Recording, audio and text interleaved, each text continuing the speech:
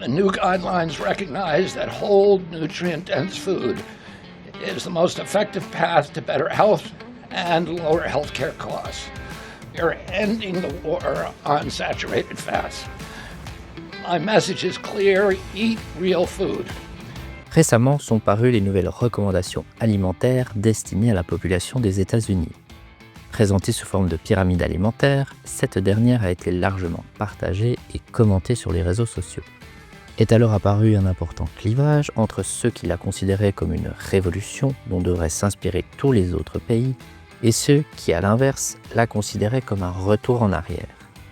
De nombreux arguments ont été utilisés pour défendre ces deux positions, basées sur son aspect graphique, sa cohérence interne, ou encore sur le gouvernement dont elle est issue. Il me semble toutefois essentiel de revenir sur l'un d'entre eux. Parmi ceux qui l'ont défendu, un argument était utilisé de manière récurrente.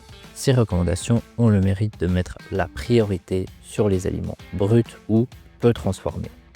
Car aux yeux d'un public toujours plus large, y compris parmi les professionnels de santé et de la nutrition, le plus important quand on parle d'alimentation, qui devrait donc être le critère numéro 1 pour choisir un aliment, ce n'est pas sa composition nutritionnelle, mais bien son degré de transformation.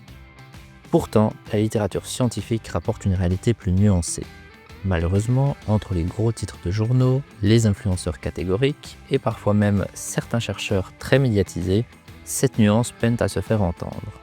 Il me semble donc crucial, aujourd'hui plus que jamais, de donner davantage de place à cette nuance dont nous avons tous et toutes grandement besoin pour faire des choix éclairés et mener des politiques de santé publique efficaces.